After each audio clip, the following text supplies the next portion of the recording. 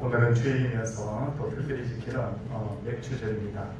이 시간에 이 교회당에 나와서 함께 예배하는 우리 성도님들, 그리고 병상과 가정에서 지금 예배하는 우리 모든 성도님들께 예배를 통해서 하나님의 은혜가 부어지기를 원합니다.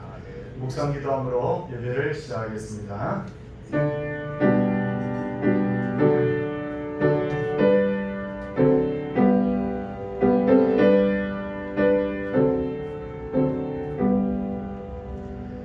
감사함으로 그의 문에 들어가며 찬송함으로 그의 궁전에 들어가서 그에게 감사하며 그의 이름을 송축할지어다. 아멘. 사도신경으로 하나님께 우리의 신앙을 고백하겠습니다. 나는 전능하신 아버지 하나님 천지의 창조주를 믿습니다. 나는 그의 유일하신 아들 우리 주 예수 그리스도를 믿습니다. 그는 성령으로 잉태되어 동정녀 마리아에게서 나시고 본디오 빌라도에게 고난을 받아 십자가에 못 박혀 죽으시고 장사된 지 사흘 만에 죽은 자 가운데서 다시 살아나셨으며 하늘에 오르시어 전능하신 아버지 하나님 우편에 앉아 계시다가 거기로부터 살아있는 자와 죽은 자를 심판하러 오십니다.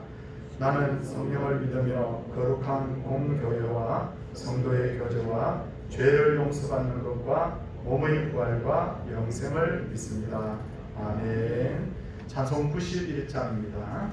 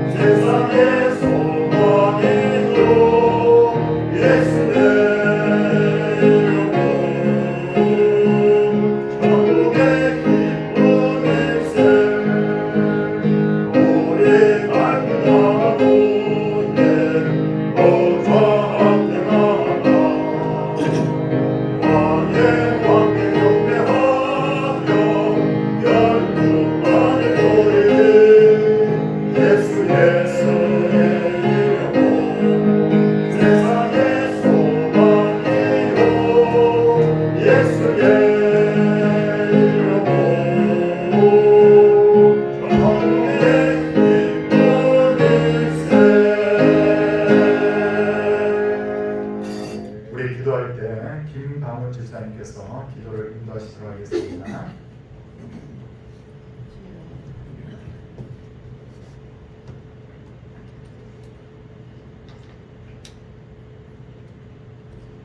비록 무화과 나무가 무성하지 못하며 포도나무에 열매가 없으며 감람나무에 소출이 없으며 밭에 먹을 것이 없으며 우리의 양이 없으며 요양간에 소가 없을지라도 나는 여호와로 말미암아 즐거워하며 나의 구원의 하나님으로 말미암아 기뻐하리로다. 주 여호와는 나의 힘이시라. 나의 발을 사슴과 같게 하사 나를 나의 높은 곳으로 다니게 하시리로다. 아멘. 찬양 받으시려고 저희를 지으시고 택하신 우리 아버지 하나님 감사를 드립니다.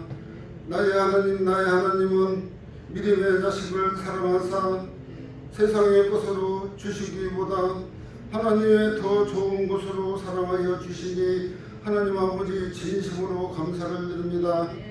그러나 우리는 멀리 떠나 때로는 있었습니다.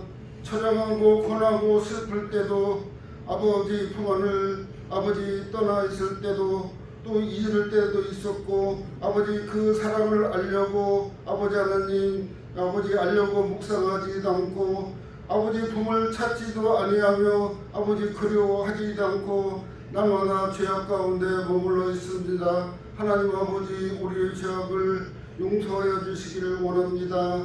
하나님 아버지 이스라엘이 재앙 때 양의 피를 바르고 지나간 것처럼 우리 예수 그리스도의 거룩한 피로 씻어주시고 다시 주님의 품 안에 안기기를 원합니다.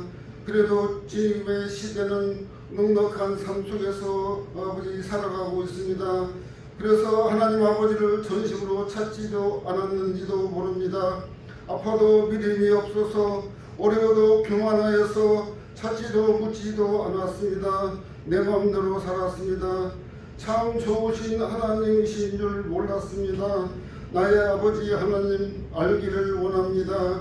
아버지 하나님 코로나로 인한 재앙이 이 세상을 아버지 하나님 가볍게 덮고 있습니다. 그러나 이 세상은 난리입니다. 이만한 일로 아버지 하나님 교회마다 넘어지지 않기를 기도합니다. 항상 앞으로 다가올 한날에 대비하여서 말씀과 성령으로 기도하기를 원합니다.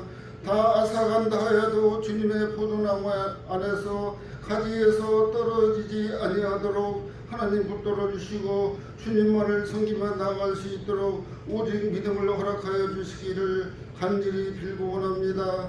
아버지 교회를 섬기는 아버지 하나님 주의 종과 우리 장로님들 기억하시고 말씀과 성령을 은혜를 베풀어 주셔서 오직 예수님만 사랑하고 예수님을 잘하는 교회가 될 수 있도록 은혜 베풀어 주시기를 간절히 빌고 원합니다.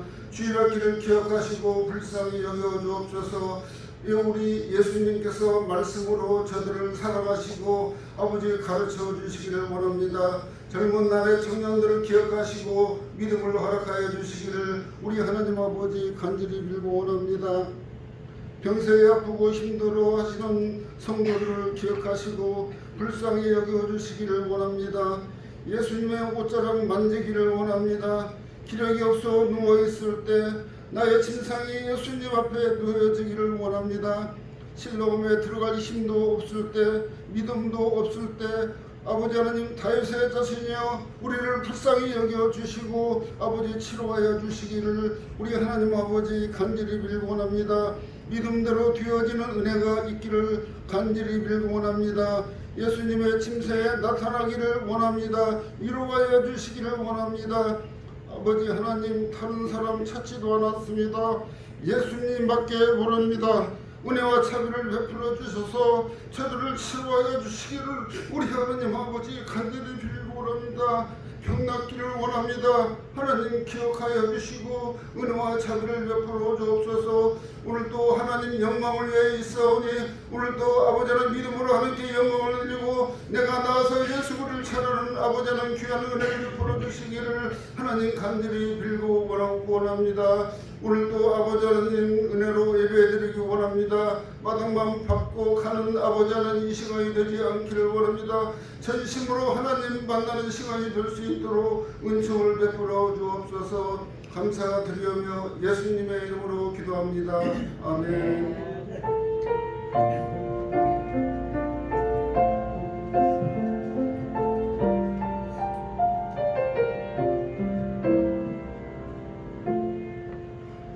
하나님께서 우리에게 주시는 말씀은 출애굽기 23장 16절에서 17절까지의 말씀입니다.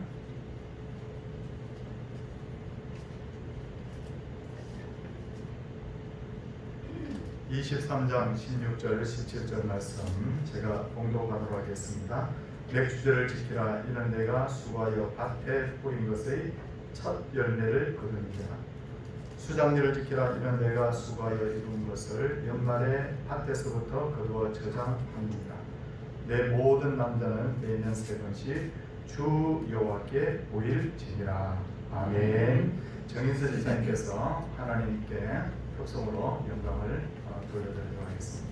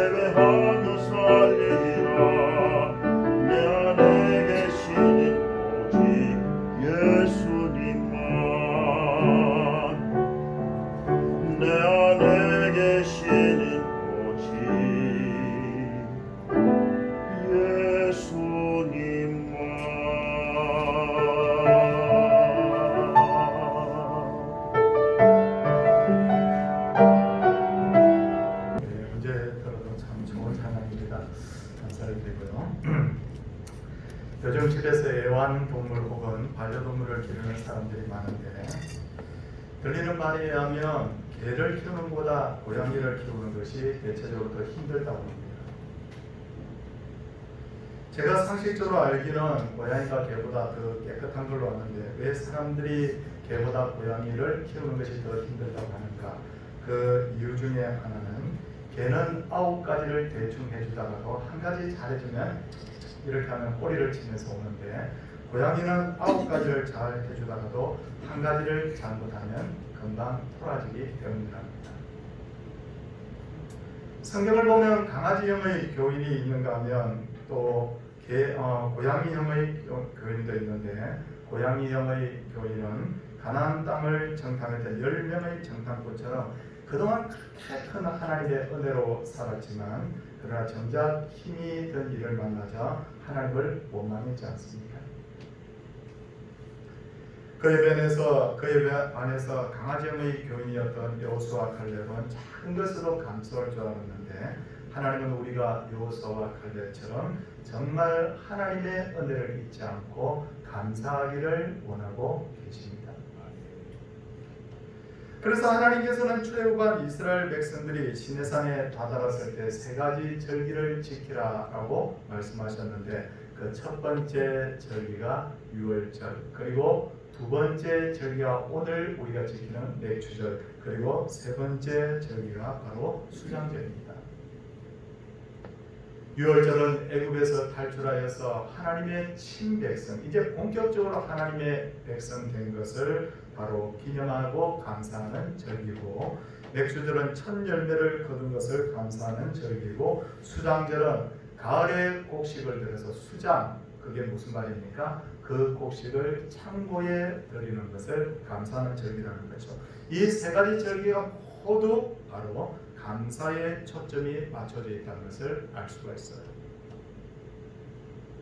그런 의미에서 오늘은 맥주 감사들을 맞아서 감사에 대해서 말씀을 전하려고 하는데, 먼저 우리가 맥주절을 맞아서 제일 먼저 점검해야 될 것은 바로 내가 하나님께 거둔 첫 열매가 무엇인가, 내가 하나님께 받은 첫 열매가 무엇인지를 이 시간에 우리가 한번 생각해 보아야 될 것입니다. 우리가 하나님으로부터 받은 첫 열매가 뭡니까? 저는 이 말씀을 묵상하면서 많이 생각해 보니까 우리가 하나님께로부터 받은 제일 첫 번째 열매는 바로 생명이더라고요. 생명에 대해서 연구하는 사람들은 하나같이 말하기를, 생명이 만들어지는 모든 과정을 지켜보면 이건 엄청난 기적이라는 거예요. 흔히들 로또가 20억, 30억 당첨될 확률이 800만 분이 되라고 해요. 그런데 한 남자가 한 여자를 만나서 그 중에 하나가 바로 생명이 되는데, 그 생명이 될 확률이 얼마냐면 5천억 분의 1 이상의 경쟁률을 뚫어야 바로 생명이 된다는 거예요. 그러므로 내가 하나님으로부터 생명 공급받는 거예요. 나는 정말 왜 이렇게 생겼지? 왜 이렇게 눈이 작아? 나는 왜 이렇게 키가 작아? 나는 왜 이렇게 못생긴 거야? 아니라는 거예요. 한 남자에게로부터 5천억 분의 1의 경쟁률을 뚫고 만들어진 존재로 바로 나. 그게 바로 하나님이 우리에게 주신 가장 큰 선물이라는 거예요. 둘째는 내가 예수님을 믿고 구원받은 것이 은혜의 선물입니다. 온 세상을 다 가져도 우리가 정말 마지막에 죽어서 지옥 밑창에 떨어진다면 얼마나 우리가 불행하겠습니까? 근데 하나님께서는 예수 그리스도를 통해서 우리의 영혼을 구원하여 주셨다는 거예요. 저는 예수 믿는 가장 큰 이유를 저에게 묻는다면 내 영혼이 구원받는 것 때문에 저는 예수 믿는다고 저는 말씀드리고 싶어요. 그만큼 예수 믿는 것이 복 중 복이라는 거예요. 그 외에도 우리가 하나님께 처음 받은 열매가 어떤 것이 있습니까? 결혼하여서 가정을 꾸리고 가족을 얻은 것도 하나님 주신 열매예요. 성도님들, 우리가 직장에서 스트레스 받아서 직장생활 못하겠다고 사표를 썼다가 또 넣었다가 이렇게 하고 있지만, 근데 첫 직장을 얻은 것도, 그래서 생활에 큰 어려움이 없도록 살아가는 것도 바로 하나님 주신 은혜입니다. 또 하나의 은혜를 말하려고 하면 저는 자유 대한민국에 태어나서 마음껏 예수 믿을 수 있는 것 저는 은혜라고 봐요. 최근에 우리가 후원하고 있는 멕시코의 배도영 선교사, 우리 교회에 와서 딱 한 번 말씀 전했습니다. 자주 올 수가 없어요. 3, 4년 정도에 한 번 우리나라에 다닙니다. 근데 저한테 전화가 왔더라고요. 목사님 목소리가 듣고 싶어서 전화했습니다. 저하고 1시간쯤 이렇게 통화를 했는데 멕시코 상황이 어떠냐고 물어봤더니 하루에 코로나 환자가 몇천 명씩 왔어요. 하루에 코로나 때문에 사망자가 몇백 명, 하루에 몇백 명. 그래서 그 선교사님 하는 말로는 중앙정부에서는 아예 손을 놓은 상태입니다. 근데 우리는 어떻습니까? 이렇게 깨끗한 나라에서 살기 때문에 예방도 잘하고 또 코로나에 걸려도 치료도 잘해서 사망자가 그렇게 많지 않잖아요. 우리가 이런 나라에 살고 있다는 것 자체가 얼마나 감사한 일인지. 물론 코로나가 없으면 좀 더 좋겠지만 그래도 참 이런 깨끗한 나라에 산다는 것이 얼마나 감사한 일인지. 개인이든 가정이든 교회든 나라든 초점을 잃지 않아야 됩니다. 초심을 잃지 않아야 됩니다. 그런 의미에서 하나님이 주신 첫 열매를 기억하며 감사하는 맥주절을 보낼 때 그것이 우리에게 그 자체가 이미 복이 될 줄을 믿습니다. 크게 둘째로 맥주절은 중간 점검의 의미가 있어요. 맥주절은 매년 7월 첫 주일로 지키고 있습니다. 7월 첫 주일은 1년의 절반 되는 날입니다. 그러므로 맥주절은 중간 점검의 의미가 있는 거예요.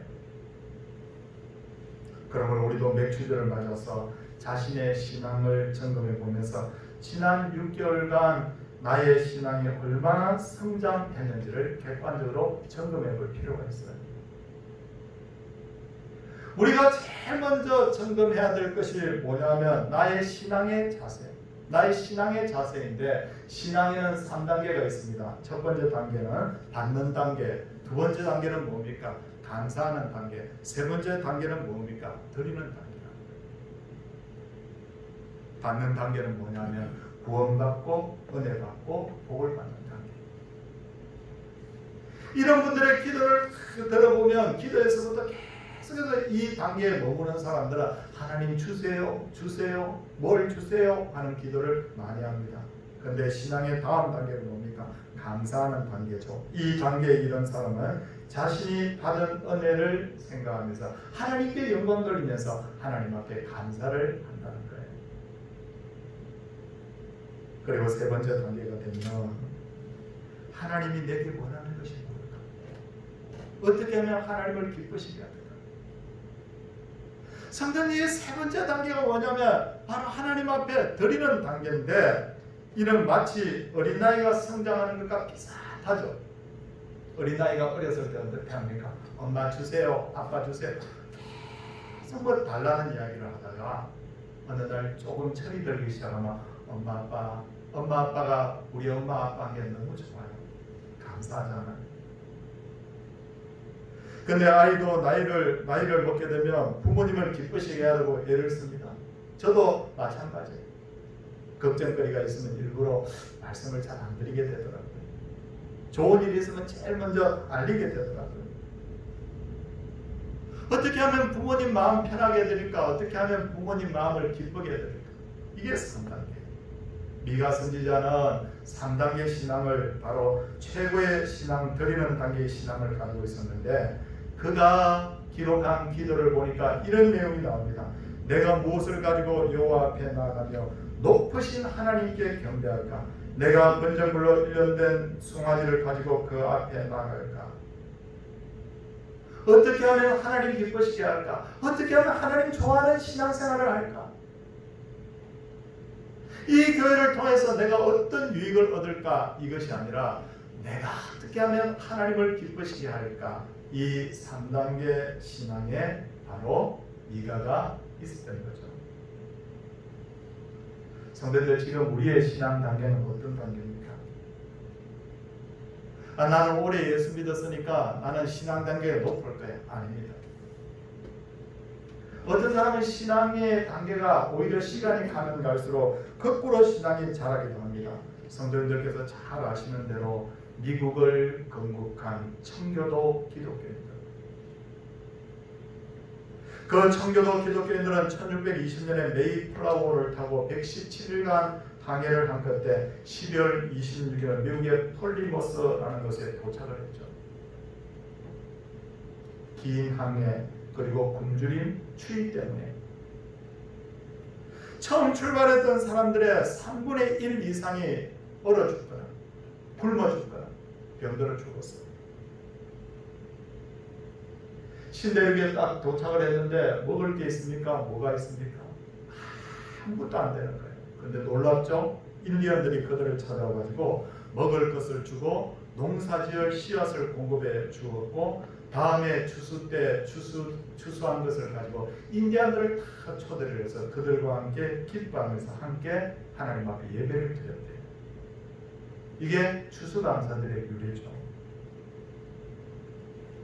그런데 여기서 정말 계속해서 신앙이 자라서야 되는데 시간이 지나면서 유럽에서 신대륙으로 건너오는 사람들이 점점 늘어나. 몇만 명, 몇십만 명, 몇백만 명.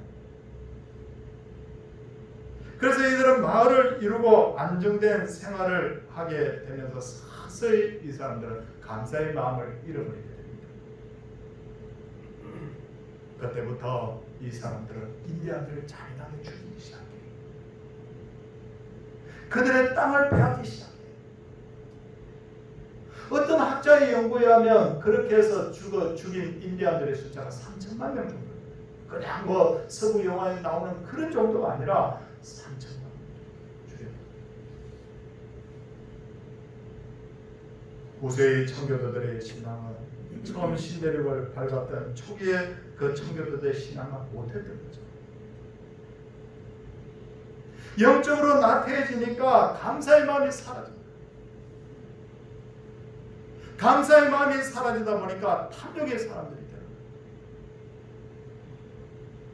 제 목회자로서의 소원이 하나 있습니다. 저와 우리 모든 성도님들이 신앙생활이 점점 자라가지고 마지막 우리가 하나님 만날 때가 되면 제일 아름답고 좋은 신앙을 가지고 저는 하나님 앞에 설 수 있기를 바랍니다. 크게 셋째로 맥주절은 기쁨과 즐거움을 가지고 하나님을 만나는 날이죠. 신명기 16장 11절을 보면 77절을 지키되, 77절이 바로 맥주절의 다른 이름이죠. 내 하나님 여호와 앞에서 즐거워할지니라 라고 했습니다. 신명기 16장 14절 15절을 보면 절기를 지킬 때 너와 내 자녀와 노비와 내 성중에 거주하는 레위인과 객과 고아와 가부가 함께 즐거워하되 너는 온전히 즐거워할지니라. 맥주절에 대해서 설명을 하면서 계속해서 세 번이나 즐거워하라, 즐거워하라, 즐거워하라 그렇게 말씀하셨습니다. 선생님들, 다음 제가 주간에 저희 장인들은 생신인데요. 사실 부모님 생신이 되면 자녀들이 약간 고민이 생기더라고요. 그게 뭐냐면 식사 대접을 어떻게 하지? 선물을 어떤 걸 하지? 또 선물을 또 얼마를 하지? 사실 부모님 생신이 되면 자녀들 약간 부담이 돼요, 솔직히. 하지만 부모님이 내게 베푼 그 은혜와 사랑을 생각합니다.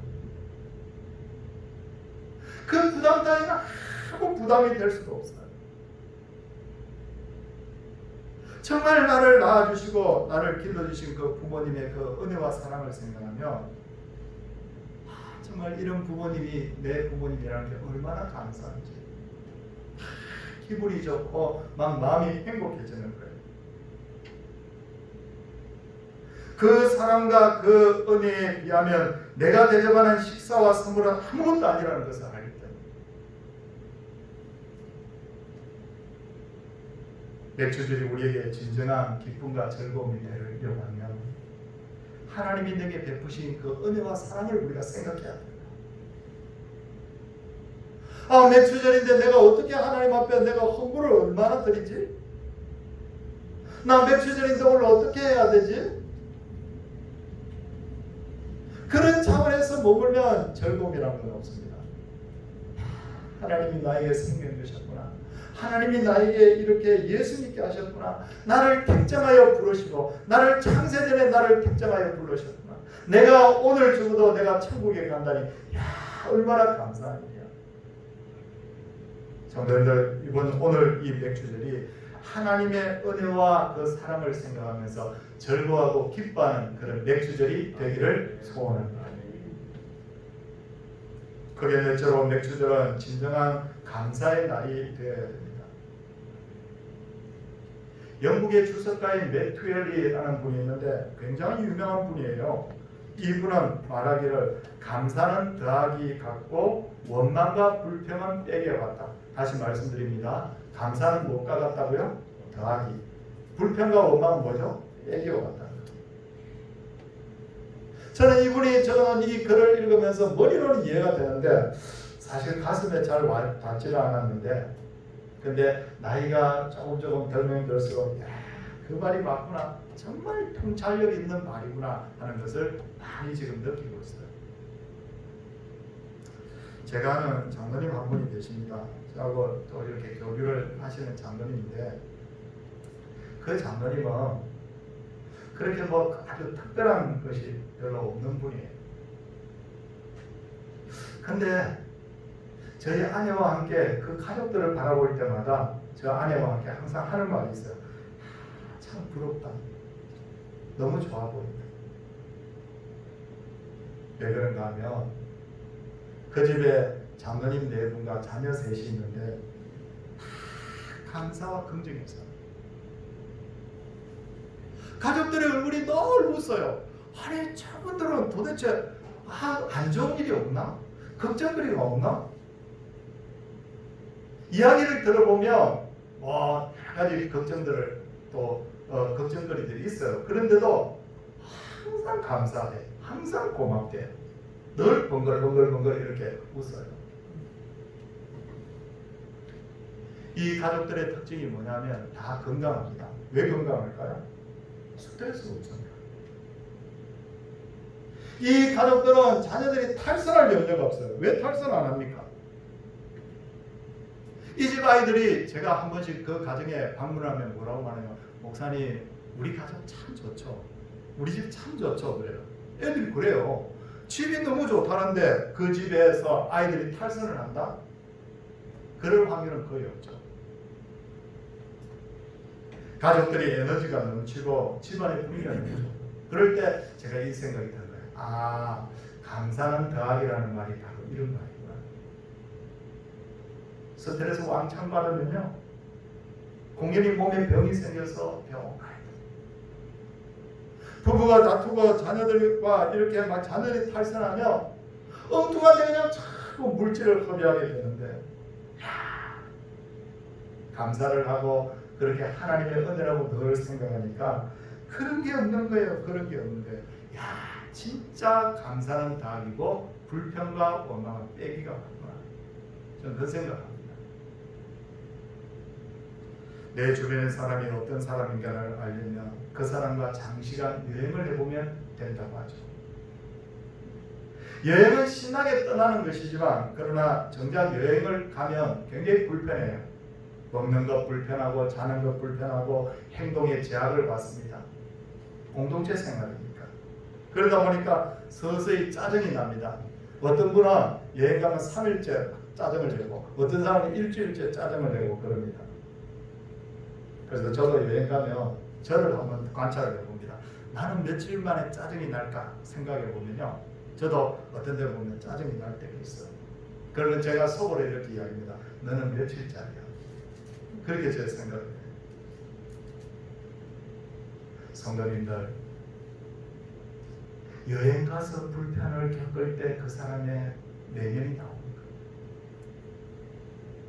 신앙의 수준은 어디서 알아보느냐면 평소에는 잘 모르고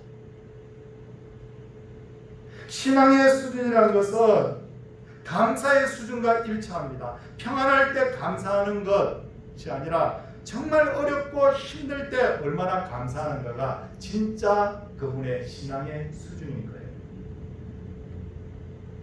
다윗은 위대한 왕이고 하나님으로부터 엄청난 복을 받았습니다.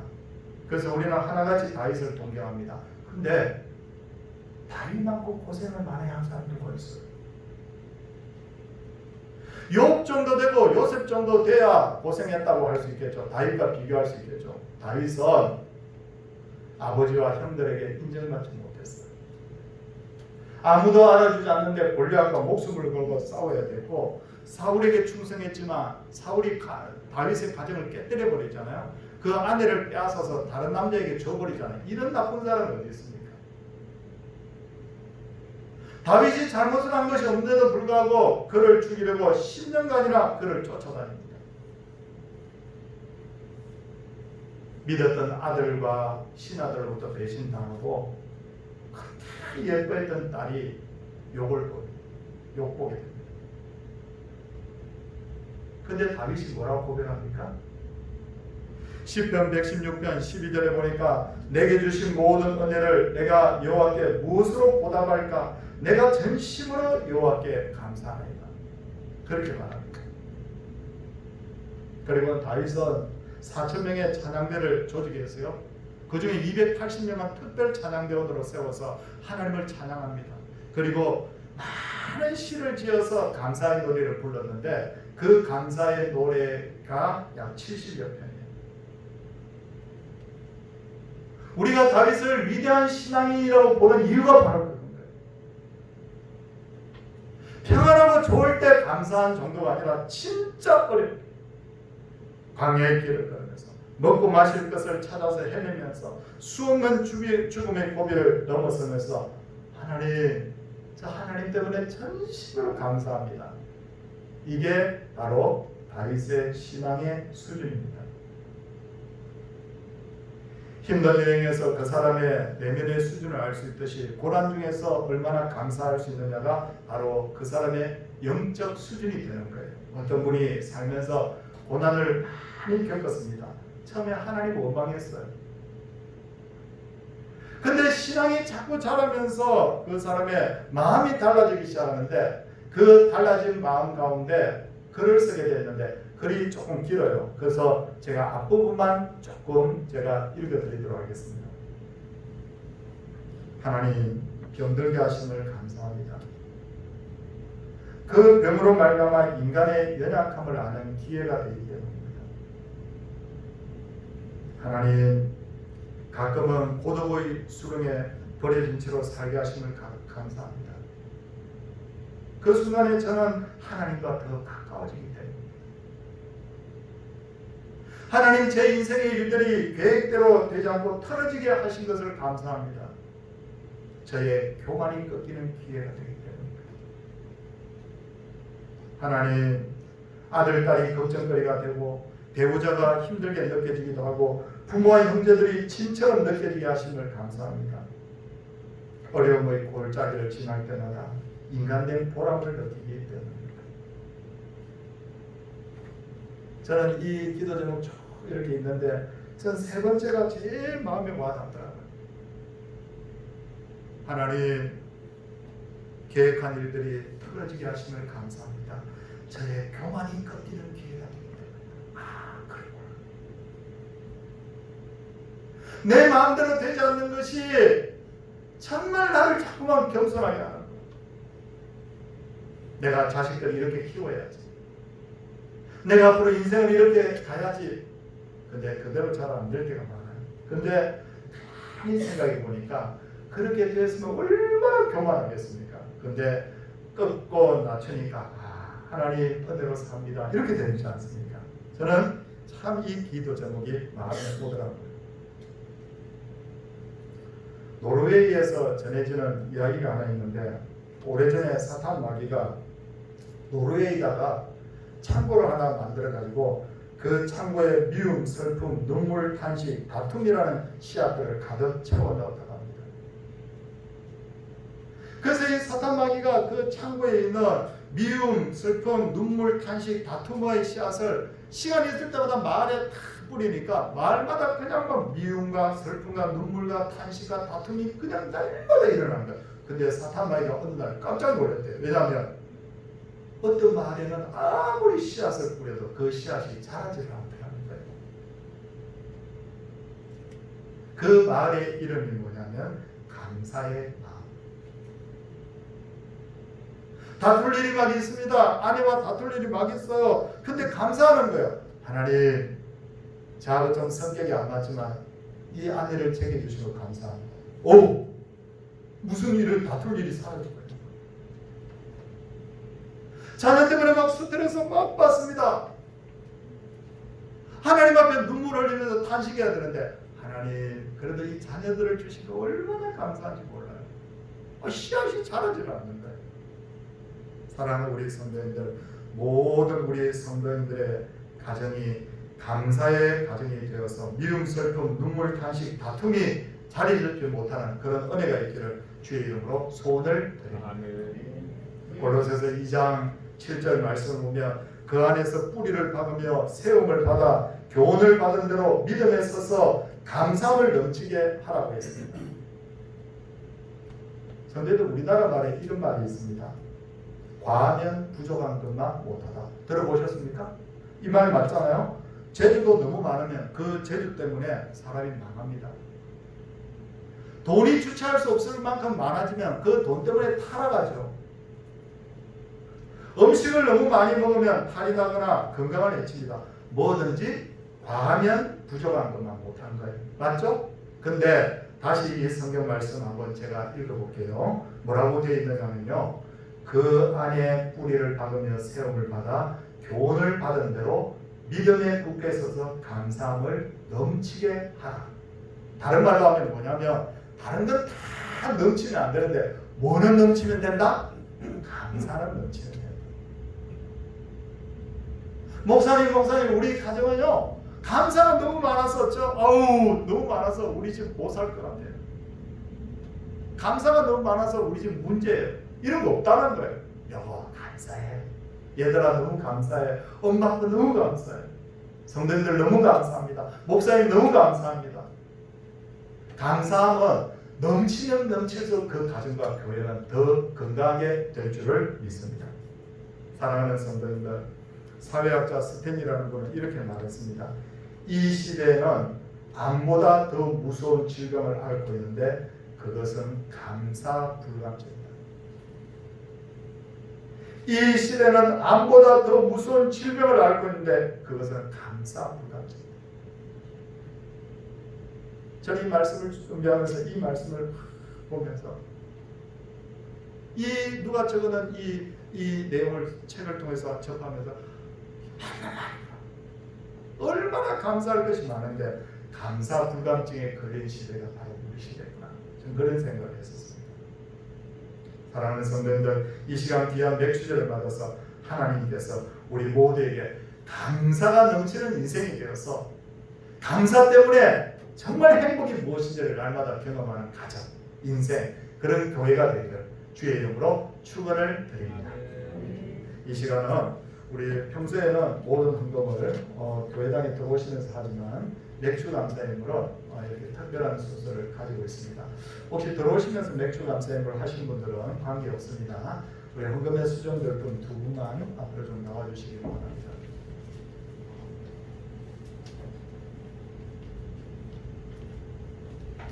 잠시 기도하고 하나님께 감사의 예물을 드리겠습니다.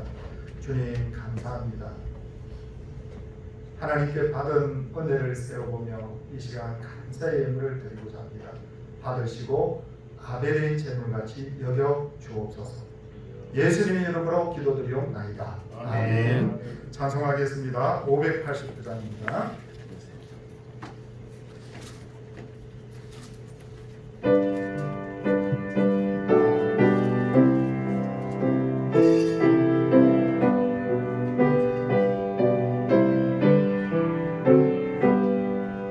너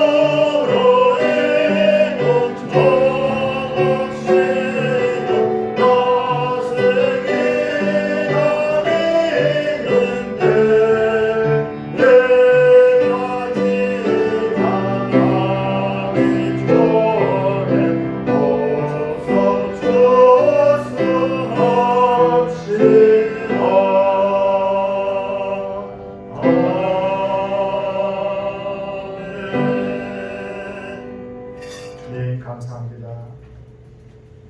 우리가 평소에도 360을 24시간 늘 감사해야 되지만 우리 일상이 너무 분주하다 보니 때로 감사를 잊고 살 때가 많은데 오늘 맥수 감사절을 맞아서 하나님 앞에 우리가 받은 은혜, 우리가 받은 복과 사랑을 세워볼 수 있도록 해주신 것을 진심으로 감사를 드립니다. 생각해보면 감사하지 못할 것이 하나도 없는 우리 인생인데 우리가 믿음을 잃고 감사의 마음을 잃고 불평하며 원망하며 그렇게 살아가고 있지 않는지, 우리가 감사 불감증에 걸려서 살아가고 있지 않는지 우리의 마음을 완전히 뒤집어 새롭게 기경하여서 감사의 씨앗을 우리 마음에 뿌려 주시옵소서. 사랑해 주님, 이 시간에 간절히 원합니다.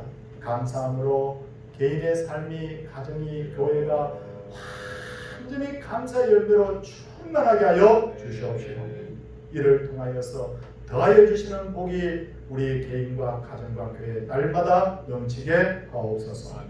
병석에 누워있는 분들 늘 잊지 않고 기도하나이다.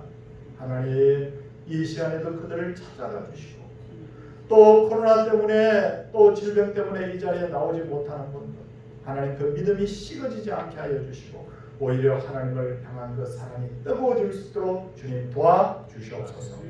오늘도 귀한 예물들 하나님 앞에 드렸나이다. 감사의 제목을 주 앞에 올려드렸나이다. 소득의 열의 하나를 구별하여 주 앞에 드렸나이다. 하나님의 경영하는 사업을 위하여 하나님 앞에 귀한 전도 선교예물과 건축 예물, 주정 예물을 드렸나이다. 하나님 받으시고 이 모든 것을 사용하셔서 하나님의 나라가 정말 날마다 더하여 주고 커지는 그런 놀라운 역사가 있게 하여 주옵소서. 주 예수 그리스도의 은혜와 하나님의 놀라우신 사랑과 성령의 감동 감하심이 주의 백성들의 이 자리에 이제로부터 영원토록 함께 있을지어다. 아멘.